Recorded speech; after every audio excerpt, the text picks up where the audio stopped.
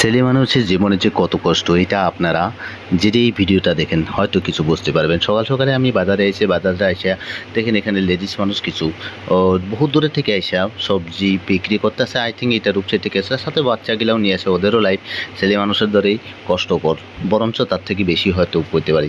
আমি ভাবছিলাম যে আমারই লাইফ বেশি কষ্টকর। তারপরে অফিসে যাওয়ার সময় এই সুন্দর একটা নাজারা দেখলাম ব্রিজের সামনে। ধর্মশালা ব্লকের আগে কি সুন্দর ক্ষেত বানাইছে ব্রিজের সামনে। তো ক্ষেতগুলা দেখে আমি একটু থামলাম আর ক্ষেতগুলার একটু ভিডিও দৃশ্যগুলা নিয়ে নিলাম আমার বাইকটা এখানে দাঁড়ায় করে, আর একটু দেখতে লাগলাম। মনোরুদ্ধ এমন দৃশ্য হয়তো আরও কোন দিন যে দেখা পাই ঠিক নাই। ব্যস্ততার মধ্যে এমন দৃশ্য দেখাটা দাঁড়ায় একটা বহুত বড় কথা হয়ে পড়ে।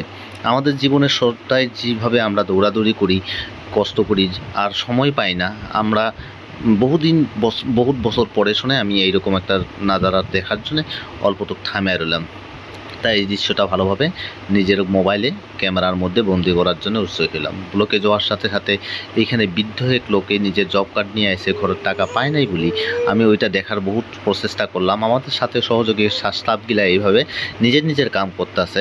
আর বাড়িতে আসার পরে তো এইটা আছে, আমার বাড়িতে আসার পরে ওর সাথে একটু খেলু দেওয়ার পরে আমার টায়ার্ড হয়ে গেছি। কোনো দেখার পরে নিজের টায়ার্ডনেসটা নাই হয়ে যায়।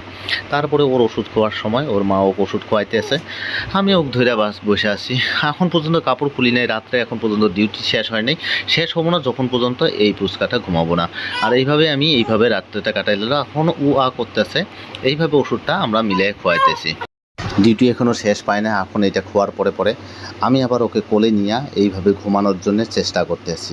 ঘুম তো ধরে না ওর সাথে সাথে আমার ওর নিজের ডিউটিটা এখনও শেষ হয়নি।